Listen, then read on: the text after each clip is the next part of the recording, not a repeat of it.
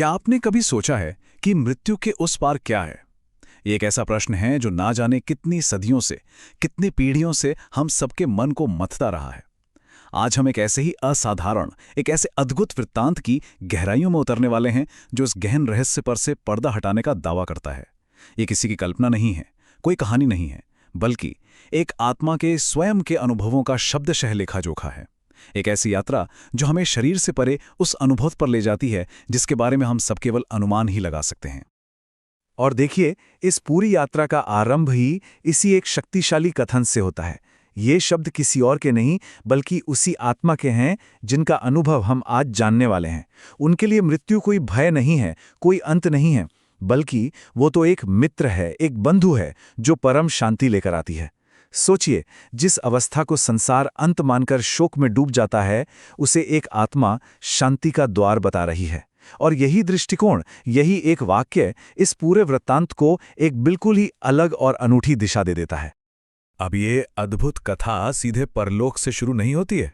नहीं, इसकी जड़ें तो इसी पृथ्वी पर हैं, एक महान विद्वान की अथक खोज में। ये थे महामहोपाध्याय गोपीनाथ कविराज जी, 20वीं सदी के एक ऐसे प्रकांड मनीषी जिनकी ज्ञान की प्यास और सत्य के प्रति जो निष्ठा थी, उसने उन्हें जीवन भर इस रहस्यमयी विषय के अनुसंधान में, इसकी खोज में लगाए रखा। और उनकी यही जिज्ञासा, यही खोज वो माध्यम बनी जिससे ये असाधारण ज्ञान हम तक पहुंच सका। जैसा कि आप देख सकते हैं, कविराज जी की यह खोज कोई 2-4 दिन की उत्सुकता नहीं थी। ये तो दशकों तक चली एक गहन ज्ञान साधना थी। ढाका में जब वे एक विद्यार्थी थे, तब उनके मन में ये बीज अंकुरित हुआ। फिर ये खोज उन्हें जयपुर के महाराजा महाविद्यालय ले गई, जहां उन्होंने भारतीय और पाश्चात्य दोनों ही तरह के साहित्य का गहन अध्ययन किया। लेकिन उनकी खोज केवल पोथियों तक, केवल किताबों तक ही सीमित नहीं रही। वे शिशिर कुमार घोष जैसे प्रसिद्ध अन्वेषकों और उस समय के भारत के अनेक सिद्ध संत महात्माओं के सानिध्य में भी रहे, उनसे भी चर्चा करते रहे।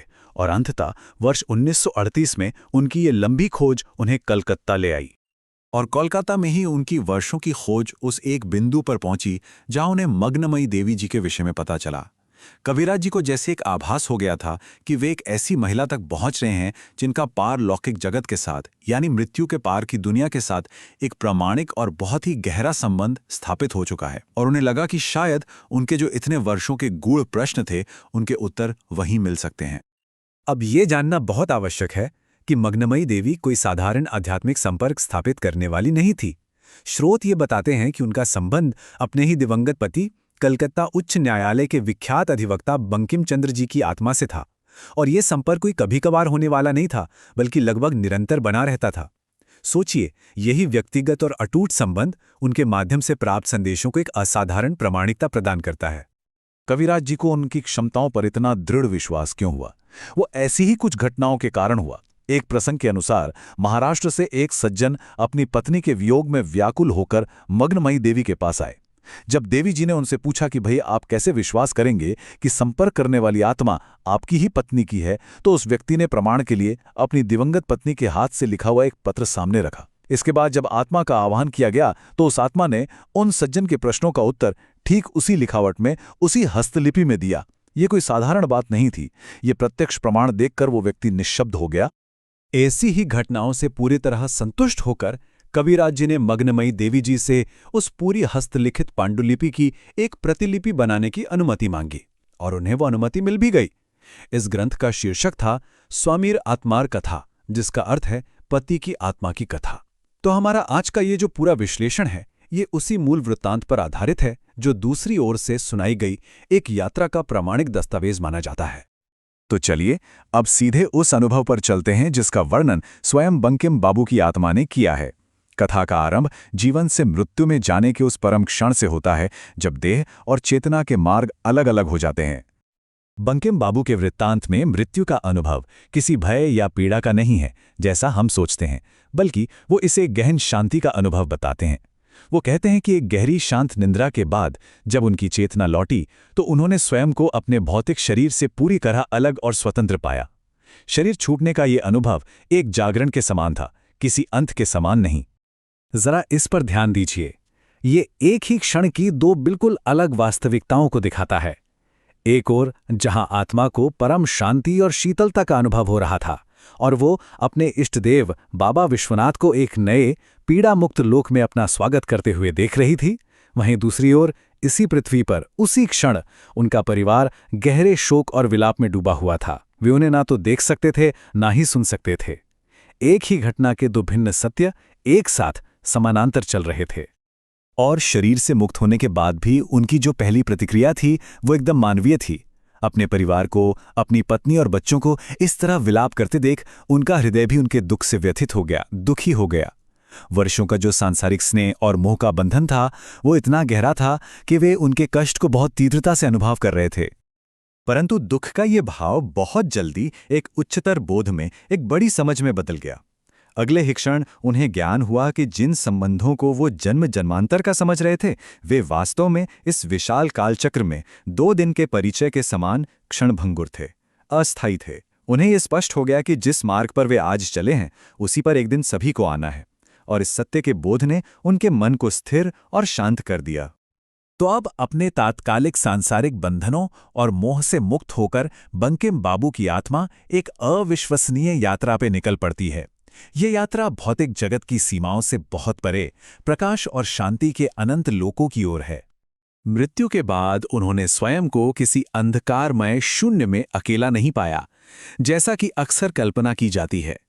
इसके ठीक विपरीत उनका स्वागत करने के लिए उनके वे सभी पूर्वज और परिवारजन उपस्थित थे जो पहले ही परलोक से धार चुके थे, और वे अब साधारण शरीरधारी नहीं थे बल्कि तेजोमय ज्योतिर्मय आत्माएं थीं और उनके आगमन पर अत्यंत आनंदित हो रही थीं। इसके बाद एक बहुत ही विचित्र अनुभव हुआ। वे अपनी ही देह की अंतिम यात्रा के साक्षी बने। वे शमशान तक अपने शव के साथ गए और उस पूरी प्रक्रिया को एक तटस्थ भाव से देखा। उन्होंने विचार किया कि जिस शरीर को उन्होंने जीवन भर इतने मूल्यवान वस्त्रों से सजाया, सुगंधित द्रव्यों से महकाया, आज वही शरीर लकड़ियों पर रखा है और अग्नि उसे भस्म कर रही है। ये दृश्य भौतिक शरीर की नश्वरता का एक बहुत ही शक्तिशाली और अकाट्य पाठ था। अंत में अपने सूने घर को अंतिम बार देखकर वे उस पुराने लोक को त्याग कर एक नए अज्ञात देश की ओर प्रस्थान कर गए। और उनकी ये यात्रा पैदल चलने जैसी नहीं थी। वो वर्णन करते हैं कि जैसे महासागर में लहरें बिना किसी प्रयास के तैरती हैं, वैसे ही वे अलग अलग रंग बिरंगे प्रकाश के लोकों को पार करते हुए निरंतर ऊपर की ओर बढ़ते गए। वो एक ऐसा ब्रह्मांड था जिसकी चमक करोड़ों सूर्य और चंद्रमाओं के मिले जुले प्रकाश से भी कहीं अधिक थी। ये यात्रा उन्हें एक महान, बहुत ही तेजस्वी आत्मा के सामने ले गई। उस पुण्यात्मा ने उनसे पृथ्वी पर बिताए जीवन का लेखा जोखा मांगा। बंकिम बाबू ने बिना कुछ छुपाए सत्यता से स्वीकार किया कि उनका जीवन तो झूठे मुकदमों, धन कमाने और सांसारिक चिंताओं में ही बीत गया और वे ईश्वर के लिए समय नहीं निकाल सके। तब उस महान आत्मा ने करुणा के साथ कहा कि उनके अंतिम समय की जो शारीरिक पीड़ा थी और जो उन्होंने भगवान नाम का स्मरण किया, वही उनके पापों का प्रायश्चित बन गया है। इसके बाद उन्हें एक दिव्य रक्तवर्ण का पदार्थ खाने को दिया गया, जिसके सेवन करते ही उनकी भूख, प्यास और सांसारिक माया के सारे बंधन हमेशा के लिए शांत हो गए। अपने इस नए लोक से बंकिम बाबू उन मौलिक और अटूट नियमों को समझना शुरू करते हैं जो पृथ्वी से परे इस पूरे अस्तित्व को चलाते हैं। वो कर्म, चेतना और नियति के विधान को स्वयं अपनी आंखों से प्रत्यक्ष देखते हैं। उन्होंने अनुभव किया कि हर आत्मा का गंतव्य उसकी दशा, उसके कर्मों और मन की वृत्तियों का सीधा गणितीय परिणाम है। जैसा कर्म वैसा फल। ये केवल एक कहावत नहीं बल्कि एक ब्रह्मांडीय विधान है। उन्होंने देखा कि पुण्य आत्माएं आनंदधाम जैसे प्रकाशमय उच्च लोकों में रहती हैं, जबकि लोभ और छल से प्रेरित पापी आत्माएं निम्न लोकों में घोर कष्ट का अनुभव करती हैं। इतना ही नहीं, मृत्यु का प्रकार भी आत्मा की आरंभिक गति को प्रभावित करता है। जैसे क्रोध में की गई आत्महत्या आत्मा को एक अंधकारमय लोक में ले जाती है, वहीं दुर्घटना में डूबे हुए लोगों को एक सन्यासी का मार्गदर्शन मिलता है। वो इन निम्न लोकों का वर्णन हृदय को कंपा देने वाले स्थानों के रूप में करते हैं। ये लोक उन आत्माओं के करुण क्रंदन और पश्चाताप से भरे हुए हैं जो पृथ्वी पर अपने द्वारा किए गए बुरे कर्मों के परिणाम भोग रही हैं। वे निरंतर विलाप करती रहती हैं कि उन्होंने दूसरों को कितना कष्ट पहुंचाया और क्यों पहुंचाया। ये वृत्तांत श्राद्ध जैसे पितृ कर्मों के माध्यम से जीवित और मृत लोगों के बीच एक जीवंत संबंध पर भी बहुत बल देता है। बंकिम बाबू बताते हैं कि दिवंगत आत्माएं इन अनुष्ठानों के समय सूक्ष्म रूप से उपस्थित रहती हैं।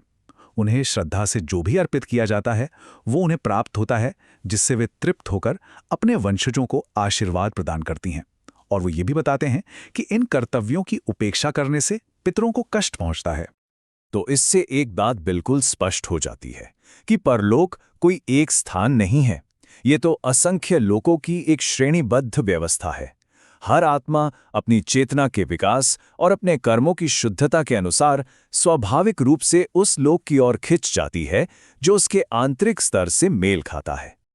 तो चलिए अब उन मूल संदेशों और उस गहन ज्ञान का सार समझते हैं जो ये पूरा वृत्तांत हमें जीवन और यथार्थ के प्रकृति के विषय में देता है। परलोक के दृष्टिकोण से इस मनुष्य जीवन का वास्तविक मर्म क्या है? बंकिम बाबू की यात्रा से कुछ मौलिक सत्य हमारे सामने आते हैं। पहला, मृत्यु अंत नहीं बल्कि शरीर के कष्टों से मुक्ति है। दूसरा, चेतना अमर है, उसकी यात्रा निरंतर चलती रहती है, कभी रुकती नहीं। तीसरा, कर्म का विधान अटूट है, हमारा हर एक विचार और हर एक कर्म हमारी नियति का निर्माण करता है। चौथा, सांसारिक मोह ही दुख का मूल कारण है। पांचवां, ये जो पृथ्वी है ये एक कर्मशाला है जहां आत्माएं परीक्षा देने और स्वयं को और उन्नत करने आती हैं। और अंत में सबसे महत्वपूर्ण बात, इस यात्रा में नई आत्माएं अकेली नहीं होती, उन्हें मार्गदर्शन देने के लिए उनके पूर्वज और पुण्यात्माएं सदा उपस्थित रहते हैं। ये कथन सांसारिक प्राथमिकताओं पर एक बहुत ही गहरा दृष्टिकोण प्रस्तुत करता है। आत्मा के अनुभव से देखें तो जहां धन, संपत्ति, पद, प्रतिष्ठा, मान सम्मान सब कुछ यहीं पीछे छूट जाता है, वहीं ईश्वर का नाम और हमारे पुण्य कर्म ही एकमात्र ऐसी संपत्ति है जो अंत तक आत्मा के साथ जाती है। वे उन उच्चतम लोकों का भी वर्णन करते हैं जो शुद्ध प्रकाश और परमानंद से बने हैं। वे बताते हैं कि यहाँ महान संत और वे सिद्ध आत्माएं निवास करती हैं जिन्होंने परमात्मा के साथ एकत्व स्थापित कर लिया है। वे महान आध्यात्मिक विभूतियों जैसे रामकृष्ण परमहंस और महान कर्मयोगी राजाओं जैसे छत्रपति शिवाजी महाराज के दर्शन का भी उल्लेख करते हैं। इस वृत्तांत में एक बहुत ही रोचक और गहन अवधारणा युग्मात्मा या युगल आत्मा की भी है।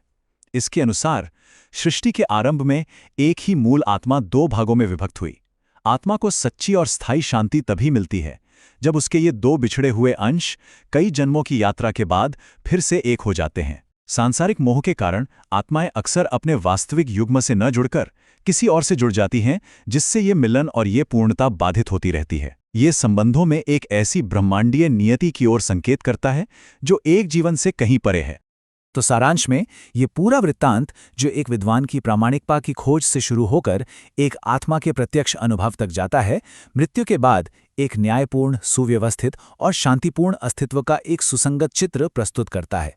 ये एक भयावह अंत की नहीं बल्कि एक आशापूर्ण और उद्देश्यपूर्ण निरंतरता की तस्वीर है। और अंत में हम इस एक गहन प्रश्न के साथ रह जाते हैं, यदि मृत्यु अंत नहीं है, यदि चेतना की यात्रा चलती ही रहती है और यदि हमारे हर एक कर्म का परिणाम निश्चित है, तो फिर इस मनुष्य जीवन का वास्तविक उद्देश्य क्या है? ये असाधारण यात्रा हम सभी को अपने स्वयं के जीवन, अपने कर्मों और अपनी प्राथमिकताओं पर बहुत गंभीरता से पुनर्विचार करने के लिए आमंत्रित करती है।